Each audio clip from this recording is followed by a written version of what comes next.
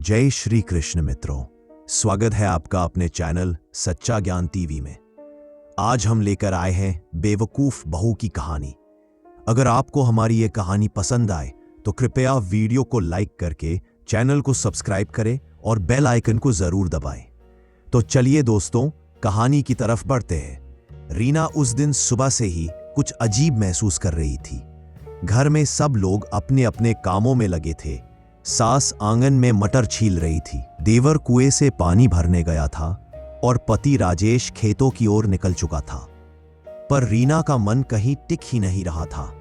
वह बार बार रसोई के कोने में रखी लकड़ी की अलमारी पर नजर डाल रही थी। अलमारी पर धूल जमी थी और उस पर पड़ी थाली थोड़ी टेढ़ी रखी थी। उसे क्यों लग रहा था कि वहां कुछ छुपा है। धीरे धीरे वह उठी और अलमारी के पास जाकर हाथ फेरा। धूल हटाते ही एक कोना उखड़ने लगा।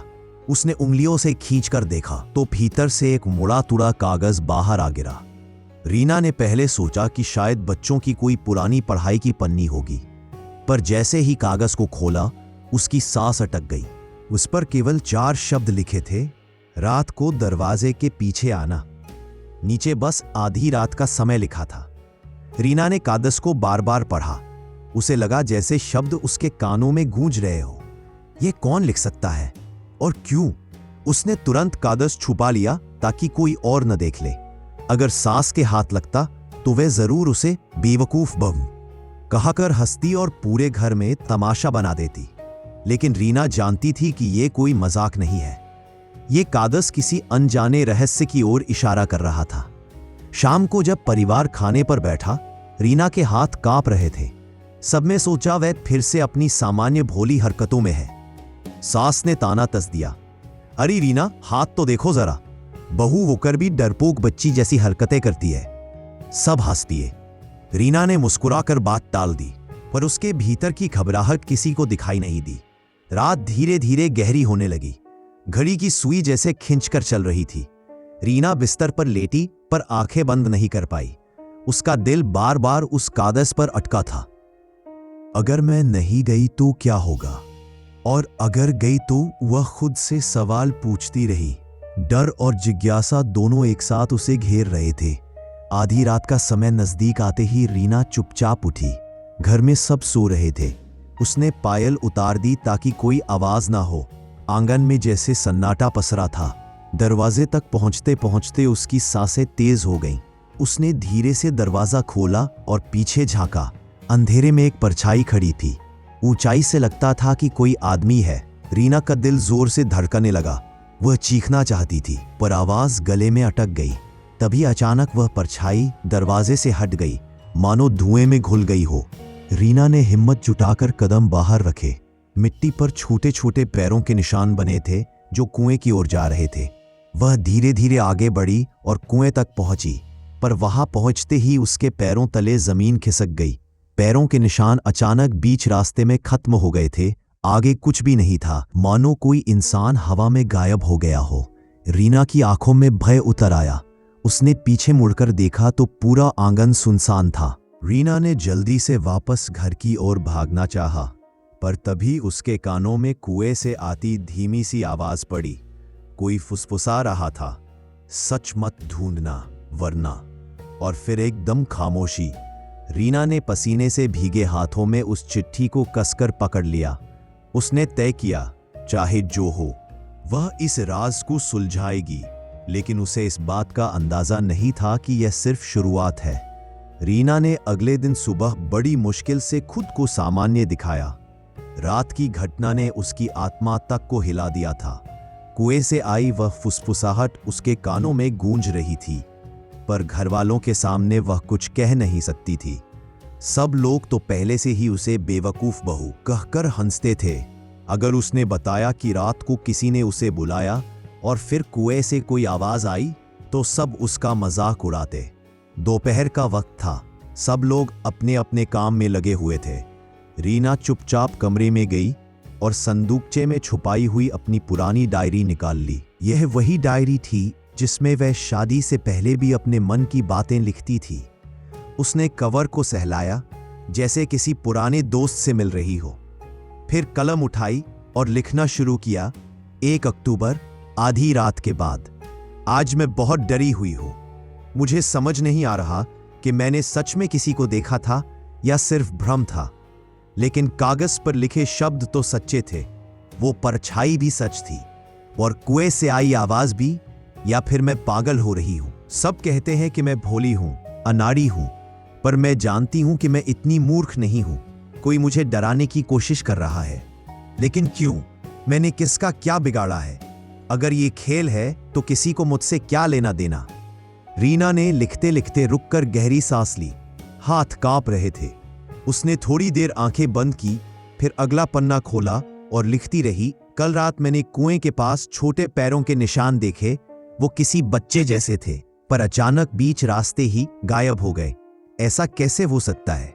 इंसान हवा में तो नहीं उड़ सकता। क्या ये किसी आत्मा का काम है, या फिर कोई चतुराई से मुझे बेवकूफ बनाने की कोशिश कर रहा है? सबसे डरावनी बात वो फुसफुसाहट थी, सच मत ढूंढना वरना। ये शब्द मेरे सीने में पत्थर की तरह चुभ रहे हैं। क्या सच? ऐसा कौन सा राज है जो कोई मुझसे छुपाना चाहता है? लिखते लिखते उसकी आंखें नम हो गई। उसने डायरी के पन्ने पर आंसू की बूंदें गिरने दी, लेकिन उसी वक्त भीतर कहीं एक आग भी जल रही थी। उसने लिख डाला, मैं हार नहीं मानूंगी, चाहे कोई भी हो, चाहे जैसे भी मुझे डराए। मैं इस राज को खोज कर रहूंगी। शायद सबको लगता है कि मैं एक बेवकूफ बहू हूं, पर इसी मासूमियत के पीछे मेरी ताकत छुपी है। मैं चुप रहकर देखूंगी, सुनूंगी और फिर सही वक्त पर सामने लाऊंगी। डायरी बंद करते वक्त रीना ने महसूस किया कि वे खुद को वादा कर रही है, पर जैसे ही उसने डायरी को संदूक में रखा, उसकी नजर खिड़की से बाहर पड़ी। खेतों की तरफ से एक आदमी गुजर रहा था, सिर पर पगड़ी, हाथ में लाठी। उसने 2 पल के लिए रीना की खिड़की की ओर देखा, फिर तेजी से कदम बढ़ा दिए। रीना का दिल धक से रह गया। वो कौन था? क्या वही परछाई थी या सिर्फ एक राहगीर? उसने जल्दी से खिड़की बंद कर दी। कमरे में अंधेरा हो गया और अंधेरे में उसे फिर वही फुसफुसाहट सुनाई दी, सच मत ढूंढना। रीना ने खुद को समझाया कि यह उसका वहम है, लेकिन दिल के किसी कोने में वह जानती थी यह खेल अभी शुरू हुआ है। रीना ने डायरी लिखने के बाद से खुद को सामान्य दिखाने की कोशिश की। दिन निकलते ही उसने आंगन में झाड़ू लगाई, सबके लिए खाना बनाया और देवर की चुहल का जवाब भी मुस्कुरा कर दिया। लेकिन उसके भीतर एक बेचैनी लगातार बनी रही। वह बार बार सोचती कि आखिर वह चिट्ठी किसने रखी थी, और सबसे अहम, कुएं से आई वह डरावनी आवाज किसकी थी। शाम को राजेश ने कहा कि आज उसे खेत से अनाज लाने के लिए बैलगाड़ी तैयार करनी है। रीना को भी गांव के बाजार जाना था, कुछ सामान लाना था। उसने सोचा ये अच्छा मौका है, अकेले जाने से उसे अपने आसपास की हरकतें देखने का भी समय मिलेगा। सूरज ढल रहा था जब रीना बाजार से लौट रही थी। उसके हाथ में अनाज और मसालों की थैली थी।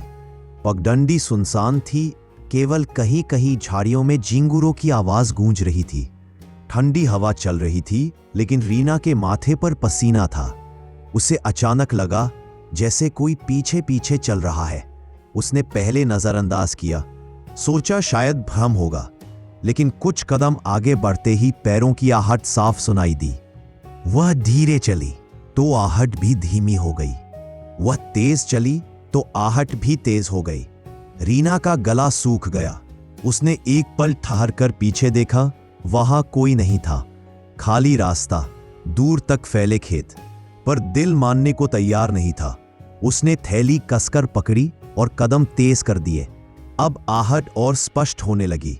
झाड़ियों के पीछे से किसी के कपड़े की सरसराहट सुनाई दी। रीना का डर अब बढ़ चुका था। उसने अचानक दाईं ओर के मोड़ से गली पकड़ ली। यह रास्ता सीधा गांव के पुराने पीपल के पेड़ तक जाता था। उसे उम्मीद थी कि अगर कोई सचमुच पीछा कर रहा है तो वह सामने आ जाएगा। गली में घुसते ही रीना ने अपनी चाल रोक दी और छाया में खड़ी हो गई। दिल जोर जोर से धड़क रहा था। कुछ ही पलों बाद पीछे से एक आकृति आई, लंबा कद, सिर पर पगड़ी, हाथ में लाठी। वही शख्स जिसे उसने दोपहर खिड़की से देखा था। वह आदमी धीरे धीरे चल रहा था, जैसे किसी का पता ढूंढ रहा हो। रीना ने छिपकर देखा, लेकिन तभी उसका पैर पत्थर से टकरा गया और हल्की आवाज हुई। आदमी ने तुरंत सिर घुमाया। उसकी आंखें अंधेरे में चमक रही थी। रीना का दम घुटने लगा। उसने जल्दी से झाड़ियों के बीच से निकलकर भागना शुरू कर दिया। पीछे से लाठी की टप्पा टप की आवाज तेज हो गई। वह आदमी अब निश्चित तौर पर उसका पीछा कर रहा था।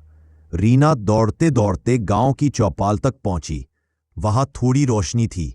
उसने राहत की सांस ली। सोचा शायद यहां कोई होगा, लेकिन चौपाल भी खाली थी।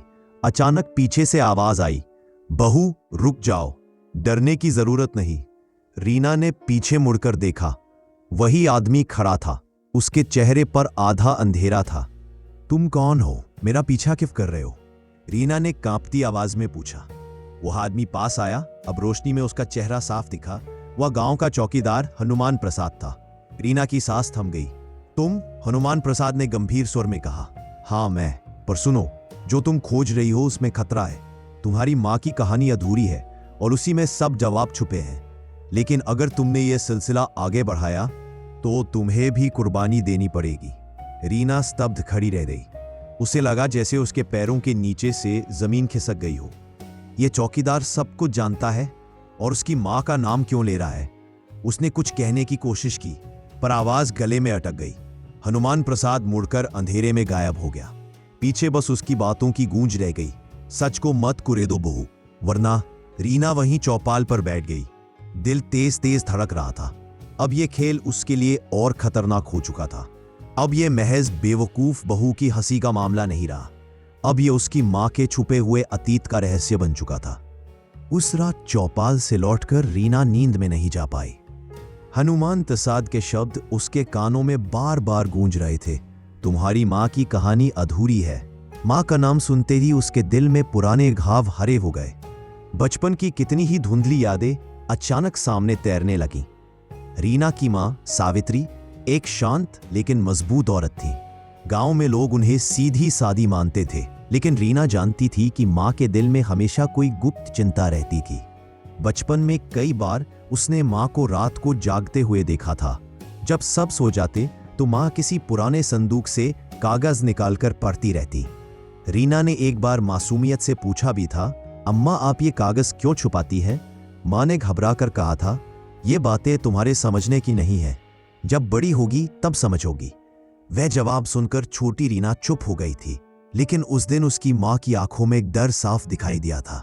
एक और याद रीना को साफ साफ याद आई। वह कोई 7 साल की थी जब एक बार आधी रात को घर के बाहर जोरदार हंगामा हुआ। गांव के कुछ लोग चिल्ला रहे थे, सावित्री को बाहर निकालो, वह सच छुपा रही है। रीना डरकर मां के आंचल से चिपक गई थी। मां ने उसे कसकर सीने से लगाया और धीरे से कहा था, डर मत बेटा, अगर कभी कुछ हो जाए तो किसी पर जल्दी भरोसा मत करना। याद रखना, हर इंसान वही नहीं होता जैसा दिखता है।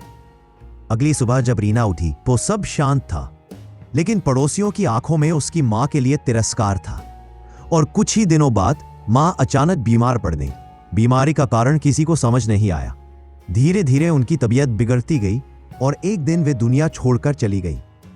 रीना ने तब भी महसूस किया था कि मां की मौत एक साधारण बीमारी से नहीं हुई। उनकी आंखों में आखिरी वक्त तक कोई अनकहा डर था। मां बार बार एक ही शब्द दोहराती रही, कुआं, सच, सावधान रहना। जम वह दृश्य अब रीना की आंखों के सामने ताजा हो गया। क्या ये वही कुआं था जिसके पास कल रात उसने अजीब आवाज सुनी थी? क्या मां का रहस्य उसी कुएं से जुड़ा हुआ था? रीना की सोच गहरी होती चली गई। उसे याद आया कि मां की मौत के बाद घर के कई सामान अचानक गायब हो गए थे। संदूक, कागज, पुरानी किताबें, सब धीरे धीरे घर से हटते चले गए। किसी ने कभी सवाल नहीं किया। परिवार के लोग कहते थे कि मरने वाले के पीछे कौन झंझट करे, और सब चुप हो गए। लेकिन रीना के मन में हमेशा सवाल रहा, मां क्या छुपा रही थी? और अब हनुमान प्रसाद के शब्द सुनकर लग रहा था कि वही रहस्य आज उसके सामने लौट कर आया है। रीना ने रात भर नींद नहीं ली। उसने तय किया कि अब वह मां की पुरानी यादों को दोबारा खंगालेगी, चाहे घर वालों को बुरा लगे, चाहे गांव वाले ताने मारे। उसे पता लगाना ही होगा कि मां का सच क्या था। अगली सुबह उसने अपने पुराने संदूक को खोला। उसमें बचपन की कुछ पुरानी चीजें रखी थी। खिलौने, कपड़े और माँ की एक दुपट्टा। दुपट्टे में बंधा हुआ एक छोटा सा लिफाफा मिला। उसका दिल जोर से धड़कने लगा। उसने कांपते हाथों से लिफाफा खोला। अंदर बस एक आधा जला हुआ कागज था जिस पर कुछ शब्द अब भी पढ़े जा सकते थे। अगर यह सच किसी के हाथ लगा तो पूरा गांव कांप उठेगा। रीना की आंखें चौड़ी हो गईं। मां जिस रहस्य से डरती थीं, वही अब उसकी जिंदगी में कदम रख चुका था। और यह खेल अब केवल डर का नहीं, बल्कि जिंदा रहने और सच को उजागर करने का था। गांव का पुराना चौकीदार हनुमान प्रसाद उम्र में तो 55 पार कर चुका था, लेकिन आंखें आज भी तेज थीं। दिन में चाहे वह चौपाल पर बैठकर ताश खेलता दिखे या किसी पेड़ के नीचे बीड़ी पीते हुए सुस्ताता मिले, रात को उसकी निगरानी किसी शिकारी की तरह चौकस रहती। उस रात जब रीना घर की तरफ भागी थी, हनुमान ने उसे जाते हुए देखा था। लोग सोचते थे कि बूढ़ा चौकीदार आधा बेहरा हो चुका है, लेकिन सच्चाई यह थी कि उसने अपनी सुनने की शक्ति छुपा रखी थी। गांव वाले बेफिक्र होकर सामने ही कई राज बोल देते थे और हनुमान उन सबको चुपचाप अपनी याददाश्त में कैद कर लेता था। असल में हनुमान प्रसाद कोई साधारण चौकीदार नहीं था। 30 साल पहले वह गांव में आया था और उसके अतीत के बारे में किसी को कुछ पता नहीं था। बस इतना मालूम था कि वह शहर की नौकरी छोड़कर यहां आ गया। लेकिन क्यों, यह किसी ने कभी नहीं पूछा और उसने भी कभी बताया नहीं। उसके पास हमेशा एक पुरानी डायरी रहती थी। लोग मानते थे कि वह उसमें रोज की ड्यूटी का हिसाब लिखता है। कौन सा बैल किस खेत में गया, किसके घर में चोरी हुई, कौन रात को देर से लौटा। पर असलियत यह थी कि वह डायरी गांव के काले सच का खजाना थी। उस रात जब वह रीना को कुएं के पास जाता देख रहा था, उसके भीतर कुछ पुरानी यादें हिलने लगी। यह वही कुआं था जिसे देखकर उसके शरीर में आज भी सिहरन दौड़ जाती थी, क्योंकि 30 साल पहले जब वह गांव में नया आया था, उसकी पहली ही रात इसी कुएं से जुड़ी एक घटना हुई थी। उसे साफ याद था, आधी रात को चीख सुनाई दी थी। जब वह दौड़कर पहुंचा तो कुछ लोग कुएं से खून से भीगा बाल्टी खींच रहे थे, लेकिन उन्होंने यह बात छुपा दी थी और अगले दिन गांव में अफवाह फैली कि एक पागल औरत कुएं में गिर गई थी। हनुमान को उस वक्त से शक हो गया था कि यह कुआं किसी गहरे रहस्य को निगल चुका है, पर वह अकेला कुछ नहीं कर सकता था। उसने सोचा था कि समय आने पर सच बाहर लाएगा। रीना को देखकर उसकी आंखों में वही पुराना डर लौट आया। उसे पता था कि रीना की मां सावित्री उसी सच के करीब पहुंच गई थी और शायद इसी वजह से उन्होंने अपनी जान गंवाई थी। लेकिन हनुमान का डर यही नहीं था। उसे यह भी मालूम था कि गांव के 2 बड़े परिवार इस रहस्य में गले तक डूबे हुए थे। बाहर से वे कितने ही धर्मात्मा और इज्जतदार क्यों न दिखें, लेकिन उनकी जड़ें इसी कुएं की काली परछाई से जुड़ी थीं। वे रात पर चौपाल पर बैठा रहा। रीना के चेहरे पर जो बेचैनी थी, उसने सब देख लिया था। उसने ठान लिया कि रीना को चेताना जरूरी है, लेकिन ज्यादा बोलने की हिम्मत उसमें भी नहीं थी, क्योंकि वे जानता था अगर उसने ज्यादा राज खोल दिए तो अगली लाश कुएं से उसी की निकलेगी। इसलिए उसने केवल आधे शब्दों में कहा था, तुम्हारी मां की कहानी अधूरी है। फिर भी बूढ़े चौकीदार का मन शांत नहीं हुआ। उसने उस रात अपनी डायरी खोली और एक नया पन्ना लिखा। उसके कांपते हाथों से कागज पर ये शब्द उभरे, आज सावित्री की बेटी उसी रास्ते पर चल पड़ी है। डर है कहीं इतिहास खुद को दोहरा न दे। पन्ना लिखकर उसने डायरी बंद कर दी और गहरी सांस ली। अब जो आने वाला था उससे वह भी बच नहीं पाएगा। सुरेश गांव के उन मर्दों में से था जो ज्यादा बोलते नहीं। काम से लौटकर घर आना, खाना खाकर सो जाना, यही उसकी दिनचर्या थी। रीना ने हमेशा यही समझा कि उसका पति सीधे साधे स्वभाव का है, लेकिन पिछले कुछ दिनों से वह महसूस कर रही थी कि सुरेश की चुप्पी में कोई और ही बात छुपी है। रीना जब भी उससे कुएं या मां के बारे में कुछ पूछती, वह या तो बात टाल देता या कह देता, पुरानी बातें कुरेदने से कोई फायदा नहीं, जो चला गया उसे भूल जाओ। रीना सोचती कि शायद यह उसकी लापरवाही है, लेकिन सच्चाई यह थी कि सुरेश का दिल हर बार धड़क उठता था, क्योंकि वह जानता था कि जिस सच को रीना खोज रही है उसका सबसे बड़ा गवाह वही है। उस रात जब रीना संदूक से मां का पुराना लिफाफा निकाल रही थी, सुरेश चुपचाप आंगन से सब देख रहा था। उसने पत्नी के चेहरे की घबराहट देखी, लेकिन कमरे में दाखिल नहीं हुआ। उसके दिल में संघर्ष चल रहा था। वह चाहता था कि रीना को सच बता दे, लेकिन यह डर भी था कि अगर उसने मुंह खोला तो सिर्फ रीना ही नहीं, पूरा घर खतरे में पड़ जाएगा। गांव के 2 रसूखदार परिवारों का नाम इसमें जुड़ा हुआ था, और सुरेश बचपन से देखता आया था कि जो उनके खिलाफ गया उसका अता पता तक नहीं मिला। असल में सुरेश की मां ने उसे बचपन में कई बार चेताया था, बेटा गांव में 2 बातें कभी जुबान पर मत लाना। पहली, कुएं का नाम, दूसरी, सावित्री की मौत का जिक्र। उसने इन शब्दों को हमेशा दिल पर रखा, लेकिन अब रीना वही नाम बार बार दोहराने लगी थी।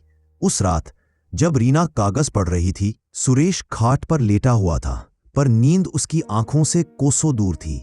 उसे याद आने लगा वह दिन जब सावित्री की मौत हुई थी। सबको बताया गया था कि वह बीमारी से मरी है, लेकिन सुरेश ने अपनी आंखों से देखा था कि अंतिम संस्कार से पहले उनके गले पर नीले निशान थे, जैसे किसी ने गला दबाया हो।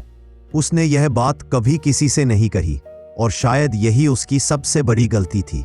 अब जब रीना बार बार सच की तलाश कर रही थी, सुरेश को लग रहा था कि धीरे धीरे वही अंधेरा उनके घर में उतर रहा है। वह सोच रहा था, क्या मुझे रीना को रोक देना चाहिए? क्या मैं वही गलती दोहराने जा रहा हूं जो उसकी मां ने की थी? या फिर इस बार सच सामने लाना ही होगा, चाहे कीमत कुछ भी चुकानी पड़े? उसकी आंखों में डर और असमंजस साफ झलक रहा था। रीना ने यह देखा, लेकिन उसने सोचा शायद यह उसका वहम है। लेकिन सुरेश जानता था कि आने वाले दिनों में उसकी चुप्पी ही उसके लिए सबसे बड़ा बोझ बनने वाली है, और शायद वही चुप्पी रीना को उस सच्चाई की ओर धकेल देगी जहां से लौटना नामुमकिन है। अगली रात रीना ने ठान लिया कि वह खुद कुएं के पास जाएगी। मां के अधूरे शब्द, हनुमान प्रसाद की चेतावनी और सुरेश की अजीब सी चुप्पी, इन सब ने उसके भीतर एक बेचैनी भर दी थी। वह अब और अंधेरे में जीना नहीं चाहती थी। गांव के लोग उस कुएं की तरफ रात को कभी नहीं जाते थे। दिन में भी बच्चे उसके पास खेलने नहीं आते। लोग कहते थे कि वहां अपशकुन है, लेकिन रीना जानती थी कि अपशकुन नहीं, वहां कोई छुपा हुआ सच है। उस रात चांद बादलों से ढका हुआ था। रीना ने चुपचाप दरवाजा खोला, पल्लू सिर पर खींचा और धीरे धीरे उस दिशा में कदम बढ़ा दिए। आसपास की खामोशी इतनी गहरी थी कि उसके अपने कदमों की आहट भी उसे डराने लगी। जैसे ही वह कुएं के पास पहुंची, हवा अचानक ठंडी हो गई। पत्तियां सरसराईं और ऐसा लगा जैसे पेड़ों के पीछे कोई छुपकर उसे देख रहा हो। रीना ने हिम्मत जुटाई और कुएं की मुंडेर पर झांकने लगी। कुएं की गहराई काली खाई जैसी थी। पानी कहीं नीचे टिमटिमा रहा था, लेकिन उसकी सतह पर हल्की लहरें खुद ब खुद उठ रही थीं, जबकि हवा बिल्कुल थमी हुई थी। रीना का दिल धड़कने लगा। तभी उसके कानों में हल्की सी आवाज पड़ी, जैसे कोई बहुत धीमे सुर में कुछ बुदबुदा रहा हो। वह झटके से पीछे हटी, फिर दोबारा झुककर सुनी, सावित्री सावित्री। रीना का खून जम सा गया। यह नाम उसकी मां का था। आवाज अस्पष्ट थी, पर इतनी साफ कि वह गलत नहीं सुन सकती थी। उसका गला सूखने लगा। उसने हिम्मत कर एक छोटा सा पत्थर कुएं में डाला। छपाक की आवाज आई और फिर कुछ पल खामोशी रही, लेकिन अगले ही क्षण कुएं की गहराई से जैसे कराहने की आवाज उठी। रीना पीछे हट गई। उसका दिल कह रहा था कि भाग जाओ, लेकिन उसके कदम वहीं जम गए। तभी अचानक उसकी नजर मुंडेर पर पड़ी। वहां की मिट्टी में जैसे किसी ने नाखून से खुरचकर निशान बनाए थे। वह झुककर देखने लगी। वहां उकेरे हुए शब्द। सुबह होते ही रीना की आंखें सुर्ख थीं। रात की सच्चाई ने उसकी नींद छीन ली थी। उसने ठान लिया था कि अब वह और डरने वाली नहीं। लेकिन जैसे ही वह आंगन में आई, उसे अजीब सी बेचैनी ने घेर लिया। लगता था कि कोई उसकी हर हरकत पर नजर रख रहा है। गांव की औरतें सुबह पानी भरने के लिए तालाब की तरफ जा रही थी। उनमें से कुछ रीना को देखकर धीरे धीरे कानाफूसी करने लगीं। उनकी निगाहों में डर नहीं, बल्कि एक तरह का ताना था, जैसे वे कह रही हों कि रीना उस रास्ते पर जा रही है जहां से कोई लौटकर नहीं आता। उसी वक्त चौपाल से खबर आई कि चौधरी रामपाल ने किसी को बुलाया है। चौधरी रामपाल गांव का सबसे बड़ा जमींदार था। उसकी जुबान गांव में फैसला समझी जाती थी। रीना के घरवाले घबराए। बहू को क्यों बुलाया है चौधरी ने? रीना के पति सुरेश ने धीरे से कहा, शायद कल रात तुम कुएं के पास चली गई थी, किसी ने देख लिया होगा।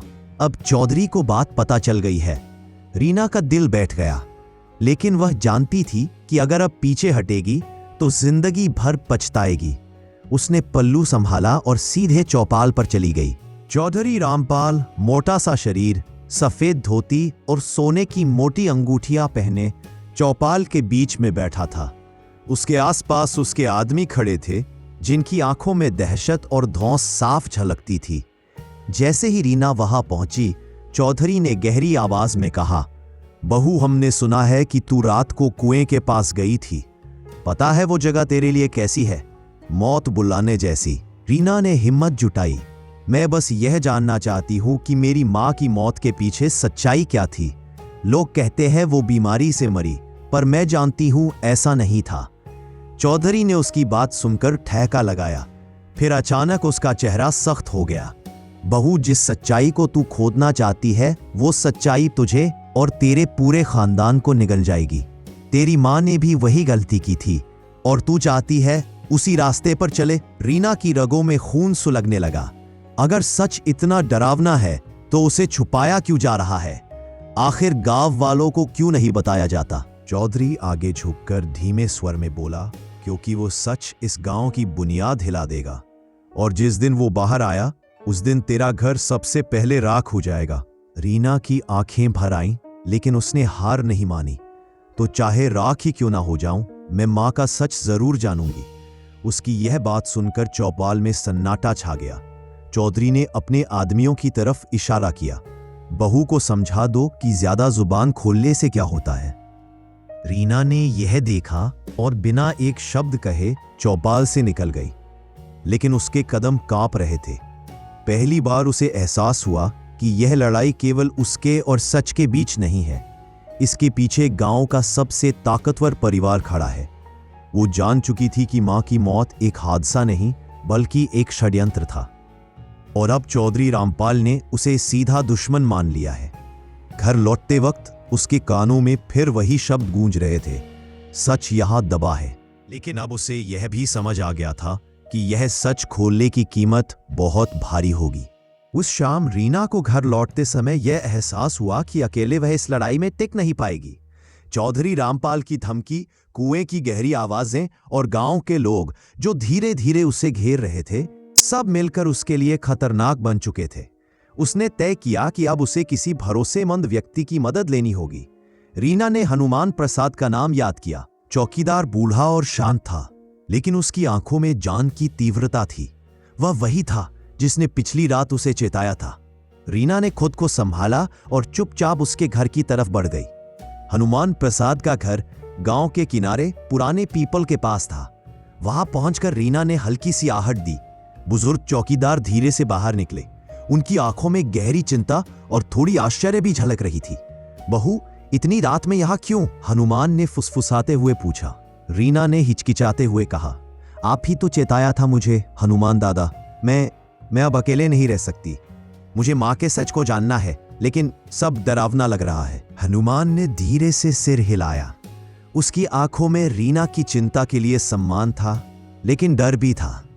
बहू, अगर तुम सच खोजने की ठान चुकी हो तो समझ लो, यह केवल तुम्हारे लिए नहीं, पूरे गांव के लिए खतरा है।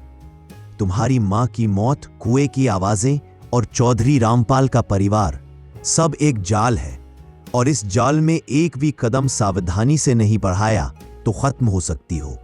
रीना ने दृढ़ता से कहा, मैं डर गई हूं, हाँ, पर मैं अब पीछे नहीं हटूंगी। आप मुझे मदद करिए दादा, मुझे सही रास्ता दिखाइए। मैं सच जानने के बिना चैन से नहीं बैठूंगी। हनुमान ने उसकी आंखों में गहराई से देखा। फिर उसने कहा, ठीक है, पर याद रखना, जो भी कदम उठाओगी तुम्हें अकेले ही उठाना होगा। मैं केवल मार्गदर्शन कर सकता हूं, और सबसे जरूरी, किसी और को मत बताना। अगर यह राज किसी और के हाथ लगा तो फिर वापसी नहीं होगी। रीना ने हाँ में सिर हिलाया। उसने महसूस किया कि यह पहला साथी है जिस पर वह भरोसा कर सकती है। हनुमान ने कमरे में बैठने को कहा और अपनी पुरानी डायरी खोली। उसके पन्नों में बचपन से लेकर आज तक गांव के कई रहस्यों के खाके बने थे। उसने रीना को दिखाते हुए कहा, यहां लिखा है कि कुएं के पास कई रहस्य दफन हैं। पहले लोग इसे केवल अंधविश्वास मानते थे, लेकिन सच में कई घटनाएं यहां हुई है जो आज भी रहस्य में है। तुम्हारी मां ने भी यही खोजा था और यही वजह थी कि उसने इसे छुपाया।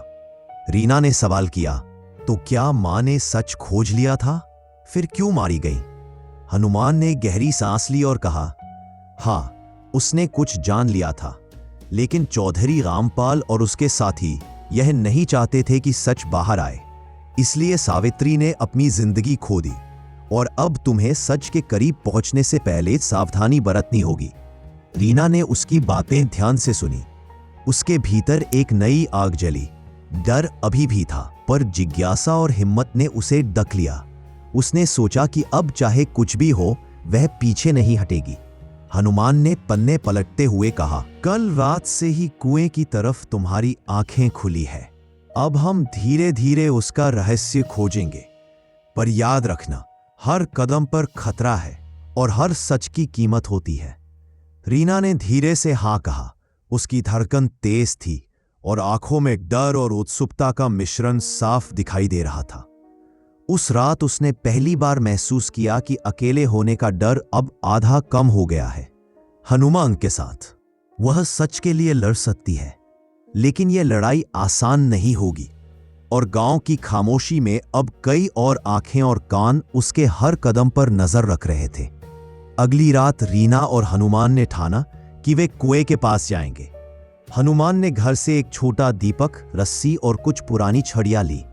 रीना ने भी अपने पल्लू में छोटी टॉर्च और डायरी रख ली। दोनों चुपचाप गांव की सुनसान पगडंडी पर बढ़े। हवा ठंडी और नम थी। पेड़ों की सरसराहट कहीं न कहीं खौफ पैदा कर रही थी। कुएं के पास पहुंचकर हनुमान ने दीपक जलाया। उसका पीला प्रकाश कुएं की गहरी खाई पर पड़ते ही अजीब परछाई बना रहा था। रीना ने डरते डरते उसका किनारा छू लिया। पानी की सतह हिल रही थी, लेकिन उसे नीचे कुछ अजीब चमक दिखाई दी। हनुमान ने धीरे से कहा, बहू, ये वही जगह है। ध्यान से देखो, हर चीज यहां मायावी हो सकती है। रीना ने झुककर देखा। कुएं की गहरी दीवारों पर कुछ निशान उभरे हुए थे, जैसे किसी ने हाथों या किसी नुकीली चीज से खुरच कर संकेत बनाए हों। हनुमान ने पुरानी छड़ी से धीरे धीरे मिट्टी हटी और कुछ धातु की चिमटी जैसी वस्तु मिली। देखो बहू, ये कुछ छुपा हुआ है, सावधानी से निकालो। रीना ने कांपते हाथों से वह वस्तु बाहर निकाली। ये छोटी सी लोहे की चाबी थी, पर ऊपर धातु पर कुछ अंकित प्रतीक बने थे। हनुमान ने देखा और बोला, बहू, ये वही चाबी है। मेरी पुरानी डायरी में भी इसका जिक्र है। कहते हैं जो इसे खोलेगा वह मां के रहस्य के करीब पहुंचेगा। रीना के हाथ कांप रहे थे। ये चाबी उसकी मां के रहस्य और उसकी खुद की जिज्ञासा का पहला वास्तविक संकेत थी। उसने हनुमान से पूछा, पर यह किसको खोलती होगी और क्यों इसे कुएं में छुपाया गया? हनुमान ने गंभीर स्वर में कहा, बहू, यह कुआं केवल पानी का साधारण कुआं नहीं है। इसमें कुछ पुराने दस्तावेज और निशान छुपे हैं। सावित्री ने इन्हें बचाने की कोशिश की थी और चौधरी रामपाल तथा उसके सहयोगी ये नहीं चाहते थे कि सच बाहर आए। यही वजह है कि तुम्हारी मां की मौत के पीछे इतना रहस्य था। रीना ने चाबी अपने हाथ में कसकर पकड़ ली। अब डर के साथ साथ उत्सुकता भी उसकी रगों में दौड़ रही थी। उसने मन ही मन तय किया, चाहे जो भी हो, यह रहस्य वह खोलेगी। हनुमान ने आगे इशारा किया, बहू, पहले कदम धीरे धीरे उठाना होगा। हम सिर्फ संकेत देख रहे हैं, अभी असली दस्तावेज या चीज तक नहीं पहुंचे, लेकिन यह पहला संकेत है। यही तुम्हारी मां ने बचाया था और यही तुम्हें रास्ता दिखाएगा। कुएं के किनारे खड़े होकर दोनों ने तय किया कि अगले दिन के उजाले में पूरी तैयारी करके कुएं के अंदर और जांच करेंगे, क्योंकि अब सिर्फ रात की अंधेरी आहटों पर भरोसा करना पर्याप्त नहीं था। उस रात रीना घर लौटते समय सोच रही थी कि मां की चाबी, हनुमान की मदद और कुएं के संकेत, ये सब मिलकर उसे सच की तरफ खींच रहे हैं। और सच अब केवल उसके हाथ में ही नहीं, बल्कि उसके भविष्य की दिशा तय करने वाला बन चुका था। अगली सुबह रीना और हनुमान ने पूरी तैयारी की। हनुमान ने रस्सी, दीपक और कुछ पुराने लोहे के हुक साथ रखे। रीना ने डायरी, चाबी और छोटी टॉर्च अपने पल्लू में रख ली। दोनों चुपचाप गांव की सुनसान पगडंडी पर बढ़े। वातावरण शांत था, लेकिन हवा में अजीब सी सिहरन थी। कुएं पर पहुंचकर हनुमान ने दीपक जलाया। सूरज की हल्की रोशनी के बावजूद कुएं की गहराई में अंधेरा छाया हुआ था। हनुमान ने रस्सी कसकर बांधी और धीरे धीरे नीचे उतरने लगा। रीना ने भी हिम्मत जुटाई और उसके पीछे कदम रखा। नीचे उतरते समय पानी की सतह पर हल्की लहरें उठ रही थीं। दीवारों पर पुराने निशान और खुरचाई हुई रेखाएं अब साफ दिखाई दे रही थीं। रीना ने देखा कि कुएं की गहरी सतह में कहीं धातु की बक्सियां और छोटी छोटी लकड़ी की पेटियां दबकर रखी गई थीं। हनुमान ने कहा, बहू, वही दस्तावेज यहां कहीं दबा है। सावित्री ने इसे छुपाया था ताकि केवल भरोसेमंद कोई ही इसे खोज पाए। यह दस्तावेज तुम्हारी मां के रहस्य की चाबी है। रीना ने दिल थामकर एक छोटी लकड़ी की पेटी उठाई। उसमें धूल और कुछ पुराने कागज भरे हुए थे। उसने धीरे धीरे दस्तावेज निकाला। कागजों पर पुराने स्याही के निशान थे, जिनमें कुछ प्रतीक और नाम लिखे हुए थे। उसके हाथ कांप रहे थे। यह वही दस्तावेज था जिससे पता चलता कि मां की मौत केवल बीमारी से नहीं हुई थी। दस्तावेज में लिखा था कि कुछ रसूखदार परिवार, जिनमें चौधरी रामपाल का नाम भी था, गांव में अपने हित के लिए कई घटनाओं को छुपाते आए थे। हनुमान ने कहा, देखो बहू, इस दस्तावेज में लिखा है कि तुम्हारी मां ने कुछ खोजा था। वह राज इतना गहरा था कि अगर बाहर आता तो कई लोगों की प्रतिष्ठा और संपत्ति खतरे में पड़ती। इसलिए तुम्हारी मां को चुप कराना पड़ा। रीना ने दस्तावेज को गौर से पढ़ा। उसके हाथों में दस्तावेज का वजन केवल कागज का नहीं था, बल्कि मां की जान, उसके साहस और छुपे हुए सच का था। उसे समझ आ गया कि यह दस्तावेज केवल सच को उजागर करने का माध्यम नहीं, बल्कि उसकी अपनी लड़ाई की शुरुआत भी है। हनुमान ने धीमे स्वर में कहा, अब बहू, यह केवल पहला कदम है। दस्तावेज में कई संकेत हैं। इन्हें समझना और सही ढंग से इस्तेमाल करना होगा। और याद रखना, जो लोग सच को छुपाने की कोशिश कर रहे हैं, वे हर कदम पर तुम्हें रोकने की पूरी कोशिश करेंगे। रीना ने हिम्मत जुटाई। वह जान चुकी थी कि अब उसके सामने केवल डर और खतरा नहीं है, बल्कि बहादुरी और बुद्धि की भी परीक्षा है। उसने दस्तावेज कसकर पकड़ा और कहा, हनुमान दादा, मैं पीछे नहीं हटूंगी। चाहे जो भी हो, मां का सच मैं उजागर करूंगी। नीचे कुएं की खामोशी में दोनों खड़े थे और दस्तावेज उनकी हथेली में हल्की सी चमक रहा था। अब रहस्य ने केवल दरवाजे खोलने की बजाय एक नई दुनिया का संकेत दे दिया था। उस दिन रीना ने पहली बार महसूस किया कि मां का साहस अब उसकी धड़कनों में भी समा चुका है, और कुएं की गहराई ने उसे डर के साथ साथ शक्ति भी दी थी। अब उसका सफर सच की ओर अटल और जोखिम भरा होने वाला था। रीना ने दस्तावेज को हाथ में कसकर पकड़ रखा था। घर लौटकर उसने हनुमान के साथ मिलकर पन्नों में लिखे प्रतीकों को समझना शुरू किया। कागज की स्याही अब थोड़ी धुल गई थी, लेकिन हर निशान और हर चिन्ह उसकी मां की उंगलियों की तरह स्पष्ट लग रहा था। ये प्रतीक किसी स्थान की ओर इशारा कर रहे हैं।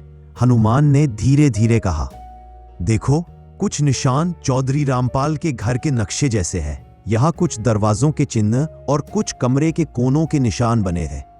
मां ने इसे जानबूझकर ऐसे बनाया था कि केवल कोई समझदार व्यक्ति ही इसे पढ़ सके। रीना ने करीब से देखा। पन्नों में कुछ कमरे और उनके अंदर की चीजों के छोटे छोटे चित्र बने थे। उनमें से एक कमरे के चित्र में एक छोटे से ताले वाला दरवाजा दिख रहा था, जो मुख्य हॉल के पीछे किसी अज्ञात गुफा या गुप्त स्थान की ओर खुलता प्रतीत हो रहा था। तो ये वही गुप्त कमरा है जहां से मां ने कुछ दस्तावेज छुपाए होंगे?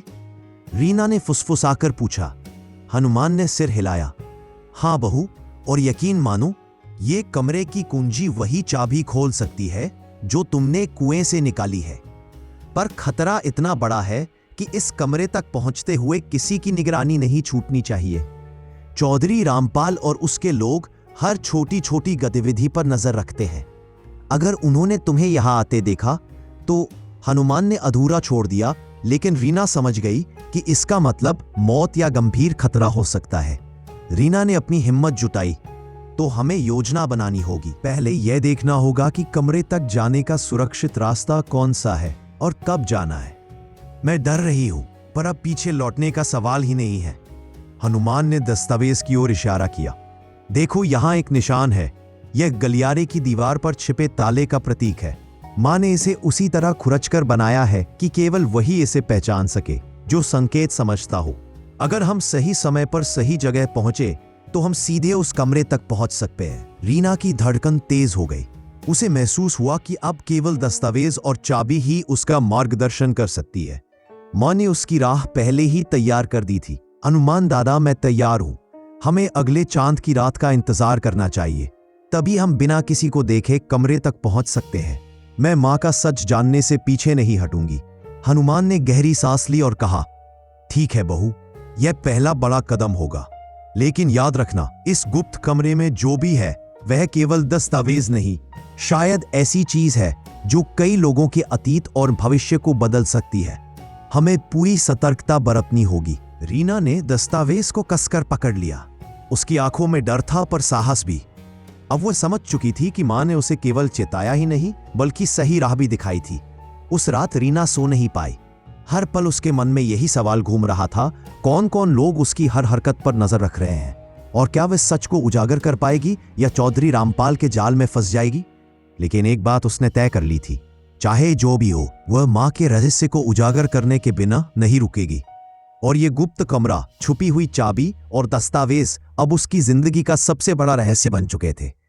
चांद की हल्की रोशनी गांव के खेतों पर पड़ रही थी, लेकिन हवा ठंडी और गहरी खामोशी से भरी थी। रीना और हनुमान ने तय किया कि अब उन्हें सीधे उस गुप्त कमरे की तरफ बढ़ना है। हनुमान ने दीपक और रस्सी तैयार कर रखी थी और रीना ने अपनी डायरी और चाबी पल्लू में कसकर रख ली। जैसे ही वे गांव की गलियों से गुजरने लगे, रीना का दिल तेजी से धड़क रहा था। हर कदम पर उसकी आंखें चारों ओर जांच रही थीं। उसे डर था कि कहीं कोई चौधरी रामपाल के लोग उन्हें देख ना लें। हनुमान ने धीरे से कहा, बहू, याद रखना, हर आवाज, हर छाया हमारे लिए खतरा बन सकती है। अब केवल चुप्पी और सावधानी ही हमारी सुरक्षा है। वे मुख्य सड़क से हटकर पुराने खेतों के रास्ते गए। रात की खामोशी में सिर्फ उनके कदमों की आहट सुनाई दे रही थी। लेकिन अचानक रीना ने किसी झाड़ियों के पीछे हल्की हिलन डुलन महसूस की। उसने सांस रोक कर देखा। कौन है वहां? उसने फुसफुसाया। हनुमान ने धीरे हाथ ऊपर किया और बोला, शांत रहो बहू, कोई आम आदमी नहीं होगा, शायद चौधरी के आदमी है। हमें बिना आवाज किए आगे बढ़ना होगा। वे दोनों धीरे धीरे झाड़ियों के पास से गुजरे। तभी अचानक जमीन पर कुछ तेजी से गिरा, जैसे कोई फंदा। रीना चौंक गई और हनुमान ने उसे कसकर पकड़ा। बहू, फंदा है, ध्यान से चलो, हर कदम सोच समझकर बढ़ाना होगा, हनुमान ने फुसफुसाकर कहा। रीना ने हिम्मत जुटाई और छोटे छोटे कदम उठाते हुए फंदे के पास से गुजरी। उसे महसूस हुआ कि इस रास्ते में केवल डर ही नहीं, बल्कि चौधरी रामपाल का खौफ और सावधानी की परीक्षा भी है। थोड़ी दूर चलने के बाद उन्होंने देखा कि गुप्त कमरे का प्रवेश द्वार मुख्य हॉल के पीछे छिपा हुआ था। वहां एक पुराना लकड़ी का दरवाजा था, जिसे ऊपर से मोटी जाली और ताले से सुरक्षित किया गया था। हनुमान ने चाबी बाहर निकाली और धीरे से दरवाजे के ताले में डालने की कोशिश की। जैसे ही चाबी ताले में फिट हुई, एक हल्का क्लिक हुआ। रीना की धड़कन तेज हो गई, लेकिन तभी अचानक दरवाजे के पीछे से हल्की आवाज आई, जैसे कोई उन्हें देख रहा हो। रीना ने झटके से दीपक झुकाया और छाया में छिप गई। हनुमान ने उसके हाथ पकड़कर धीरे कहा, अब केवल एक ही बार मौका है, ध्यान रखना, अगर कोई देख ले तो सब खत्म। रीना ने धीरे धीरे ताले को घुमाया और दरवाजा खोला। उसके सामने एक संकरा और पुराना गलियारा था, जिसमें धूल और मकड़ी के जाले भरे हुए थे। हनुमान ने दीपक अंदर रखा और धीरे धीरे अंदर कदम बढ़ाया। गलियारे की खामोशी अब भारी लग रही थी। हर आवाज, हर सांस, हर हलचल उनके लिए खतरे का संकेत बन चुकी थी। रीना ने दस्तावेज को अपने पास कसकर रखा और तभी गलियारे के बीच में एक पुराना लकड़ी का फंदा अचानक गिर गया। आवाज सुनकर रीना का दिल धड़कने लगा। हनुमान ने फौरन उसे पीछे खींचा और धीरे से कहा, बहू, यह केवल पहली बाधा है और ये बताती है कि आगे जो भी होगा आसान नहीं होगा। हमें पूरी सतर्कता रखनी होगी। रीना ने भीतर गहरी सांस ली। उसने महसूस किया कि मां का सच अब केवल दस्तावेज या चाबी में नहीं, बल्कि इस रहस्य के सफर में उसके साहस और बुद्धि में भी छुपा है। गलियारे की खामोशी में दोनों खड़े थे। दस्तावेज, चाबी और हनुमान का मार्गदर्शन अब रीना के लिए केवल सच तक पहुंचने की ताकत नहीं, बल्कि उसकी अपनी लड़ाई का प्रतीक बन चुका था। रीना और हनुमान ने धीरे धीरे गुप्त कमरे के भीतर कदम रखा। कमरे की दरवाजा चरमराती धूल और पुरानी लकड़ी की खुशबू से भरी थी। दीवारों पर मकड़ी के जाले और पुराने चित्रों के धब्बे थे। दीपक की हल्की रोशनी में कमरे का हर कोना रहस्य और डर से भरा प्रतीत हो रहा था। हनुमान ने धीरे से कहा, बहू, यह वही कमरा है जहां मां ने कुछ बेहद अहम दस्तावेज छुपाए थे। हर कदम सोच समझकर उठाओ, क्योंकि यहां सब कुछ पुराना और नाजुक है। रीना ने दस्तावेज और चाबी अपने पास कसकर रखा और कमरे की जांच शुरू की। एक कोने में उसने देखा कि दीवार के पीछे कुछ लकड़ी की पेटियां दबकर रखी गई थीं। उसने धीरे धीरे एक पेटी खोली। उसमें पुराने कागजों और पांडुलिपियों का ढेर था। जैसे ही उसने एक पांडुलिपि निकाली, उसके हाथ कांप गए। पन्नों पर कुछ पुराने निशान और प्रतीक थे, जो दस्तावेज में छुपे संकेतों से मेल खाते थे। हनुमान ने भी ध्यान से देखा और कहा, बहू, यही वही संकेत है जो मां ने हमें पहले समझाने की कोशिश की थी। ये केवल दस्तावेज नहीं है, बल्कि एक पूरी योजना का हिस्सा है, जिससे पता चलता है कि मां की मौत केवल दुर्घटना नहीं थी। रीना ने पन्ने पलटते हुए पढ़ना शुरू किया। दस्तावेज में लिखा था कि चौधरी रामपाल और उसके सहयोगियों ने गांव में कई घटनाओं को छुपाया था। कुछ महत्वपूर्ण दस्तावेज और नक्शे भी थे, जिनमें गांव की जमीन, कुएं और गुप्त कमरों के स्थान अंकित थे। हनुमान ने फुसफुसाया, देखो बहू, यहां लिखा है कि मां ने किसी खतरे से बचने के लिए यह दस्तावेज छुपाया था। अगर यह बाहर आता तो कई लोगों की प्रतिष्ठा और संपत्ति खतरे में पड़ती। यही कारण था कि तुम्हारी मां को चुप कराना पड़ा। रीना की आंखों में आंसू थे। वो महसूस कर रही थी कि मां का साहस अब उसके हाथ में है। उसने धीरे से पन्नों को उठाया और कहा, हनुमान दादा, अब मुझे समझ में आ गया कि सच केवल दस्तावेज तक सीमित नहीं है। यह साहस, बुद्धि और खतरे से लड़ने की ताकत भी है। अब मैं पीछे नहीं हटूंगी। मैं मां के रहस्य को उजागर करूंगी। हनुमान ने मुस्कुराते हुए कहा, बहू, यही तो मां का उद्देश्य था। उसने तुम्हें तैयार किया था कि सच को केवल समझना ही नहीं, बल्कि उससे लड़ना भी पड़ेगा। अब हमारे पास दस्तावेज है, संकेत है और साहस है। अगला कदम सोच समझकर उठाना होगा। रीना ने दस्तावेज को अपने पास कसकर रखा। कमरे में खामोशी थी, लेकिन हर पन्ना उसकी धड़कन बढ़ा रहा था। उसे पता था कि अब सच के दरवाजे सिर्फ दस्तावेज और चाबी तक ही नहीं, बल्कि उसके साहस, बुद्धि और हिम्मत तक खुलेंगे। उस रात रीना ने पहली बार महसूस किया कि मां का साहस अब उसकी धड़कनों में भी समा चुका है, और गुप्त कमरे की खामोशी में छुपा हर दस्तावेज उसे उस सच्चाई की ओर खींच रहा था, जिससे अब कोई पीछा नहीं छोड़ सकता था। अगली रात रीना और हनुमान ने ठान लिया कि अब समय आ गया है। दस्तावेज में छुपे संकेतों की मदद से चौधरी रामपाल के गुप्त खजाने तक पहुंचना होगा। हनुमान ने दीपक, रस्सी और छोटे हुक तैयार किए। रीना ने डायरी, चाबी और दस्तावेज पल्लू में रखा। दोनों चुपचाप गांव की गलियों और खेतों के रास्ते आगे बढ़े। चांद की रोशनी पतली थी और हवा ठंडी। दोनों की धड़कनें तेज थीं, लेकिन कदम ठहर नहीं रहे थे। रास्ते में हर खामोशी और हर पत्ते की सरसराहट उनके लिए खतरे का संकेत बन चुकी थी। जैसे ही वे चौधरी रामपाल के घर पहुंचे, रीना ने दस्तावेज खोलकर निशान में लाया। हनुमान दादा, ये वही जगह है। दस्तावेज में ये निशान मुख्य हॉल के पीछे वाले कमरे की ओर इशारा कर रहा है। हनुमान ने धीरे से कहा, बहू, अब यह केवल प्रवेश द्वार है। अंदर कोई भी छुपा हुआ हो सकता है। सावधानी से चलो। रीना ने गहरी सांस ली और धीरे धीरे लकड़ी के पुराने दरवाजे को खोला। अंदर एक संकरा गलियारा था। दीवारों पर पुराने चित्र और निशान बने थे। दीपक की रोशनी में कमरे के कोनों में धूल और मकड़ी के जाले दिख रहे थे। दस्तावेज में छुपे संकेतों की मदद से उन्होंने एक छोटे ताले वाले दरवाजे तक पहुंचा। रीना ने चाबी निकाली और धीरे धीरे ताले में डालते हुए दरवाजा खोला। उसके सामने एक गुप्त कमरे की हल्की रोशनी झलक रही थी। कमरे में पुराने संदूक, दस्तावेज और खजाने की कुछ पुरानी संदूकियां रखी थी। रीना का दिल धड़क रहा था। उसने धीरे धीरे एक संदूक खोला। उसके अंदर सिर्फ सोने चांदी के सिक्के नहीं थे, बल्कि कुछ पुराने दस्तावेज और नोट थे, जिनमें चौधरी रामपाल के कई गुप्त सौदे और गांव में किए गए षड्यंत्रों का पूरा विवरण था। हनुमान ने फुसफुसाया, बहू, यही तो मां की खोज थी। यह दस्तावेज दिखाता है कि चौधरी रामपाल और उसके लोग किस तरह से गांव में अपनी सत्ता बनाए रखने के लिए लोगों को डराते और दबाते आए हैं। यह सच उजागर होना अभी बाकी है। रीना ने दस्तावेज और नोटों को ध्यान से पढ़ा। उसे अब समझ में आ गया कि मां ने केवल दस्तावेज नहीं छुपाया था, बल्कि सच की राह भी तैयार की थी। उसने धीरे से हनुमान से कहा, अब मैं जान गई हूं। दादा, मां का सच केवल दस्तावेज और खजाने तक सीमित नहीं है। यह साहस, हिम्मत और सच्चाई की लड़ाई है। अब हम इसे उजागर करेंगे, चाहे खतरा कितना भी बड़ा क्यों न हो। हनुमान ने मुस्कुराते हुए कहा, बहू, यही तो मां का उद्देश्य था। अब हमारे पास सबूत है और अगला कदम सोच समझकर उठाना होगा।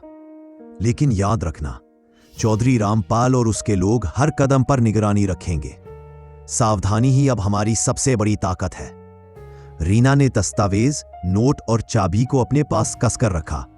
गुप्त कमरे की खामोशी में अब डर और रोमांच का मिश्रण था। उसे पता था कि अब सिर्फ दस्तावेज ही नहीं, बल्कि उसका साहस और बुद्धि ही सच तक पहुंचने की चाबी है। उस रात रीना ने पहली बार महसूस किया कि मां का साहस और सच अब उसकी धड़कनों में भी समा चुका है। और गुप्त खजाने की खामोशी ने उसे चेताया कि असली लड़ाई अब शुरू होने वाली है। अगली सुबह रीना ने अपने हाथ में दस्तावेज और नोट्स कसकर पकड़ रखे थे। हनुमान ने उसे धीरे से चेताया, बहू, अब पहला कदम उठाने का समय है। लेकिन याद रखना, चौधरी रामपाल और उसके लोग हर छोटी हरकत पर नजर रखते हैं। हमें बेहद सावधानी से काम करना होगा। रीना ने गहरी सांस ली। उसे पता था कि यह कदम केवल दस्तावेज और खजाने तक नहीं है, बल्कि उसकी मां के साहस और खुद की बुद्धि की परीक्षा भी है। उसने कहा, दादा, मैं डर रही हूं, लेकिन अब पीछे हटना संभव नहीं है। सच उजागर करना ही अब मेरी प्राथमिकता है। चाहे जो भी हो, मैं मां के रहस्य को लोगों तक पहुंचाऊंगी। हनुमान ने दस्तावेज की ओर इशारा किया। सबसे पहले हमें योजना बनानी होगी। दस्तावेज में बताए गए संकेत और नक्शे की मदद से हमें यह तय करना है कि किस तरह से गांव में सुरक्षित तरीके से सबूत पहुंचाए जाएं। और याद रखना, चौधरी रामपाल का आदमी हर जगह हो सकता है। किसी को भी शक नहीं होना चाहिए। रीना ने नोट्स खोलकर गांव के मुख्य चौक, पंचायत भवन और कुछ पुराने घरों के नक्शे देखे। दस्तावेज में कुछ नाम और घटनाएं थी जो यह संकेत दे रही थी कि कई लोग पहले ही सच के करीब पहुंच चुके थे, लेकिन डर के कारण चुप रहे। हमें सबसे भरोसेमंद लोगों की मदद लेनी होगी, हनुमान ने कहा। शुरुआत गांव के उन लोगों से करो जो मां और तुम्हारे परिवार के करीब है। उन्हें पहले यह साबित करना होगा कि तुम केवल दस्तावेज नहीं दिखा रही, बल्कि सच्चाई को सुरक्षित तरीके से उजागर करना चाहती हो। रीना ने धीरे से सिर हिलाया। उसने तय किया कि पहले वह अपने घर वालों और कुछ पुराने भरोसेमंद गांव वालों से मिलकर योजना बनाएगी। उसकी आंखों में डर अभी भी था, लेकिन साहस और जिज्ञासा अब उसे नियंत्रित कर रही थी। जैसे ही वह घर की तरफ बढ़ी, उसे गांव की खामोशी और लोगों की निगाहें महसूस हुई। हर खिड़की, हर दरवाजा जैसे उसे देख रहा था। रीना ने दस्तावेज कसकर पकड़ा और मन ही मन सोचने लगी कि अब पहला कदम उठाना है। सच को उजागर करने के लिए उसे रणनीति बनानी होगी। उस दिन उसने पहली बार महसूस किया कि मां का साहस और चाबी, दस्तावेज और हनुमान की मदद अब केवल खोज तक सीमित नहीं है। ये अब सच की दिशा में पहला कदम है, और यह कदम उसके और पूरे गांव के भविष्य को बदल सकता है। रीना जान चुकी थी कि चौधरी रामपाल का परिवार किसी भी कीमत पर सच को बाहर आने नहीं देगा, इसलिए हर कदम सोच समझकर उठाना होगा। लेकिन उसका मन दृढ़ था। अब पीछे कोई रास्ता नहीं था। गांव की खामोशी में दस्तावेज और चाबी उसकी हथेली में चमक रहे थे। हर पल उसकी धड़कन यह कह रही थी, अब सच की लड़ाई शुरू होने वाली है और इस बार हार नहीं होगी। अगली सुबह रीना ने अपने हाथ में दस्तावेज और नोट्स कसकर पकड़ रखे थे। उसने हनुमान से कहा, दादा अब समय आ गया है, मुझे कुछ भरोसेमंद लोगों को सच दिखाना होगा ताकि वे समझें कि माँ ने यह सब क्यों छुपाया और सच को उजागर करना क्यों जरूरी है। हनुमान ने सिर हिलाया। ठीक है बहू, लेकिन ध्यान रखना, चौधरी रामपाल का आदमी हर जगह हो सकता है, किसी को शक नहीं होना चाहिए, हमें धीरे धीरे कदम उठाना होगा। रीना ने दस्तावेज खोला और सबसे भरोसेमंद गांव वालों की सूची बनाई। सबसे पहले उसने अपने पुराने पड़ोसी और माँ के पुराने मित्र गोविंद और मीना दीदी को बुलाया। उसने दोनों को घर बुलाया और दस्तावेज दिखाए। गोविंद ने दस्तावेज पढ़ते ही आंखें बड़ी कर दी। यह सच है? चौधरी रामपाल ने इतने वर्षों से यह सब छुपाया? माँ ने यह सब क्यों छुपाया? रीना ने फुसफुसाकर कहा, माँ ने इसे सुरक्षित रखा ताकि सिर्फ वही लोग इसे समझे जो सच के योग्य हों। अब हमें इसे उजागर करना है, लेकिन यह बहुत खतरनाक है।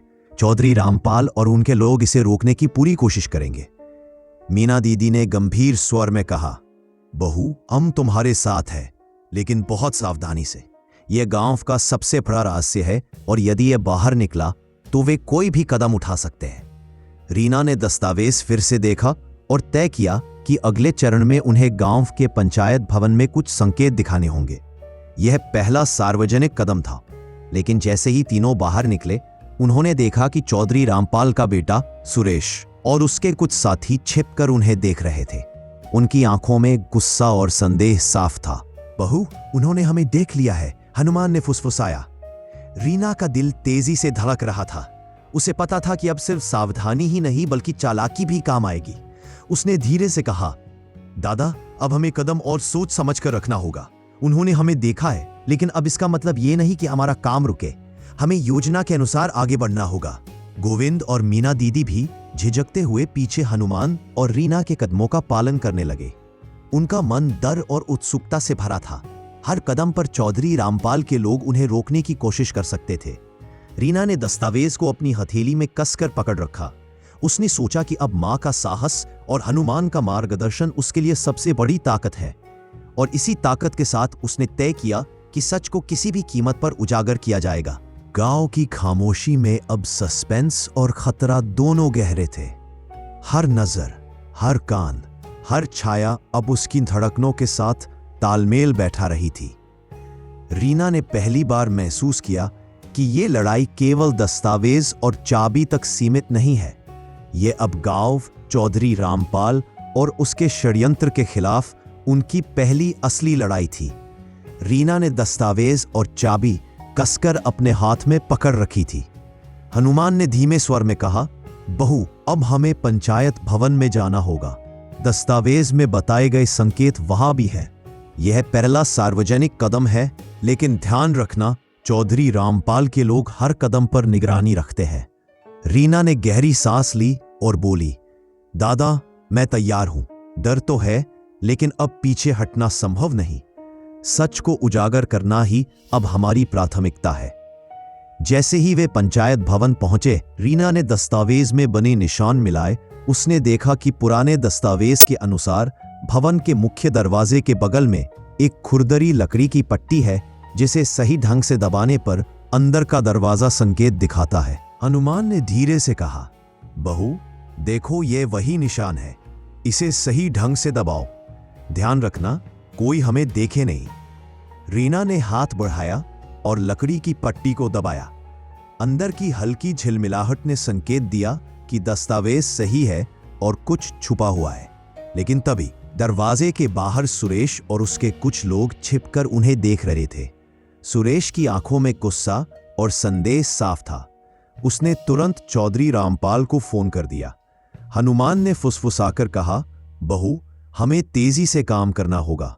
उन्होंने हमें देख लिया है, अब हर कदम सोच समझकर उठाना होगा। रीना ने दस्तावेज और चाबी अपनी हथेली में कसकर पकड़ ली। उसने जल्दी से गोविंद और मीना दीदी को इशारा किया कि वे ध्यान रखें और किसी को शक न होने दें। भीतरी कमरे में जाकर रीना ने दस्तावेज के कुछ पन्ने और संकेत दिखाए। गांव के पुराने नक्शे और दस्तावेज की मदद से उन्होंने यह स्पष्ट किया कि चौधरी रामपाल ने कई सालों से लोगों को डराकर अपनी सत्ता बनाए रखी है। लेकिन उसी समय सुरेश और उसके कुछ साथी दरवाजे के बाहर खड़े हो गए। उनकी नजरें इरादों से भरी थीं। हनुमान ने रीना को कंधा दिया और धीरे से कहा, बहू, अब हमें शांत और चालाक रहना होगा। अगर उन्होंने अंदर कदम रखा तो यह सब खत्म हो सकता है। हमें केवल सही समय पर दस्तावेज का प्रयोग करना है। रीना ने दस्तावेज फिर से देखा। उसे समझ में आ गया कि अब केवल साहस ही नहीं बल्कि बुद्धि और योजना भी उतनी ही जरूरी है। उसने धीमे स्वर में कहा, दादा, हमें अब गांव के कुछ भरोसेमंद लोगों को समझाना होगा। अगर सही समय पर हमने उन्हें साथ लिया तो चौधरी रामपाल और उसके लोग पीछे हटेंगे, लेकिन समय बहुत कम है। पंचायत की खामोशी में अब सस्पेंस और खतरा दोनों बढ़ गए थे। हर कदम, हर हलचल, हर नजर उनके लिए चुनौती बन चुकी थी। लेकिन रीना जान चुकी थी कि मां का साहस अब उसके धड़कनों में समा चुका है। उस दिन उसने महसूस किया कि दस्तावेज और चाबी केवल सच तक पहुंचाने का माध्यम नहीं है। ये अब गांव की सत्ता, न्याय और उसकी अपनी हिम्मत की परीक्षा है। और ये परीक्षा अब केवल शुरुआत है। रीना और हनुमान ने गांव के कुछ भरोसेमंद लोगों को मिलाया, गोविंद, मीना दीदी और कुछ पुराने मित्र। रीना ने दस्तावेज और नोट्स उन्हें दिखाए और धीरे धीरे समझाया कि चौधरी रामपाल और उसके सहयोगियों ने वर्षों से गांव में किस तरह षड्यंत्र रचा है। सबने ध्यान से सुनना शुरू किया। गोविंद ने कहा, बहू, यह सच है। अगर यह बाहर आया तो कई लोग प्रभावित होंगे, लेकिन हम तुम्हारे साथ हैं। हमें एक योजना बनानी होगी। मीना दीदी ने गंभीर स्वर में कहा, हमें सतर्क रहना होगा। चौधरी रामपाल का आदमी हर जगह हो सकता है। अगर उन्होंने हमारी योजना देख ली तो परिणाम गंभीर हो सकते हैं। रीना ने दस्तावेज फिर से देखा। उसने हनुमान से कहा, दादा, हमें सबूत और दस्तावेज के माध्यम से पहले छोटे छोटे संकेत दिखाने होंगे ताकि लोग सच को समझें और विश्वास करें। लेकिन उसी समय चौधरी रामपाल ने अपने जासूसों के माध्यम से यह खबर पाली कि कुछ लोग उसके खिलाफ योजना बना रहे हैं। उसने तुरंत सुरेश और कुछ भरोसेमंद लोगों को गांव के विभिन्न स्थानों पर तैनात कर दिया ताकि किसी भी तरह की गतिविधि पर नजर रखी जा सके। रीना और हनुमान ने देखा कि कुछ छायाएं उनकी गतिविधियों पर निगाह रख रही थी। हनुमान ने फुसफुसाकर कहा, बहू, उन्होंने हमें देख लिया है। अब हमें और भी चालाकी से काम करना होगा। हर कदम सोच समझकर उठाना होगा। रीना ने दस्तावेज और चाबी अपनी हथेली में कसकर पकड़ ली। उसने धीरे से कहा, अब हमें जल्दी करना होगा। अगर हम सही समय पर भरोसेमंद लोगों को शामिल कर लें तो चौधरी रामपाल का जाल बेअसर हो जाएगा। लेकिन गलती का कोई मौका नहीं है। गांव के पुराने घरों में जाकर उन्होंने भरोसेमंद लोगों को दस्तावेज और संकेत दिखाए। धीरे धीरे लोगों ने समझना शुरू किया कि चौधरी रामपाल के षड्यंत्र कितने गंभीर थे। लेकिन तभी सुरेश और उसके साथी कुछ दूरी से पास आ गए। उन्होंने देखा कि कुछ लोग रीना के इर्द गिर्द जमा हैं। हनुमान ने तुरंत रीना को कंधा दिया और धीरे से कहा, बहू, अब हमें योजना के अनुसार कदम उठाना होगा। अगर उन्होंने अंदर कदम रखा तो यह सब खत्म हो सकता है। रीना ने दस्तावेज फिर से देखा और मन ही मन तय किया कि अब चाहे खतरा कितना भी बड़ा क्यों न हो, सच को उजागर करना ही उसकी प्राथमिकता है। उसने धीमे स्वर में कहा, हम डरेंगे नहीं। मां का साहस और हमारे भरोसेमंद लोग अब हमारे साथ हैं। अब हमें चौधरी रामपाल के जाल का सामना करना होगा और सच उजागर करना ही होगा। गांव की खामोशी में अब सस्पेंस और खतरा दोनों बढ़ गए थे। हर कदम, हर हलचल और हर नजर अब उनके लिए चुनौती बन चुकी थी। लेकिन रीना जान चुकी थी कि मां का साहस और हनुमान का मार्गदर्शन अब उसके लिए सबसे बड़ी ताकत है। उस दिन रीना ने महसूस किया कि अब केवल दस्तावेज और चाबी ही नहीं, बल्कि उसका साहस, उसकी बुद्धि और उसकी रणनीति ही सच तक पहुंचने की चाबी बन चुकी है। और ये लड़ाई अब केवल शुरुआत थी। अंतिम दिन आ गया था। रीना, हनुमान और गांव के भरोसेमंद लोग पूरी तरह तैयार थे। दस्तावेज और पुराने नोट्स उनके हाथ में थे और गांव में अब सच के उजागर होने की हवा महसूस की जा रही थी। रीना ने गहरी सांस ली। उसने कहा, आज सबको सच दिखाना है, चाहे जो भी हो। मां का साहस और ये दस्तावेज अब किसी भी कीमत पर दबाए नहीं जा सकते। हनुमान ने मुस्कुराते हुए कहा, बहू, अब केवल साहस ही नहीं बल्कि योजना और बुद्धि की भी परीक्षा है। चौधरी रामपाल और उसके लोग हर कदम पर हमें रोकने की कोशिश करेंगे, लेकिन हम पीछे नहीं हटेंगे। रीना ने गांव के मुख्य चौक में लोगों को इकट्ठा किया।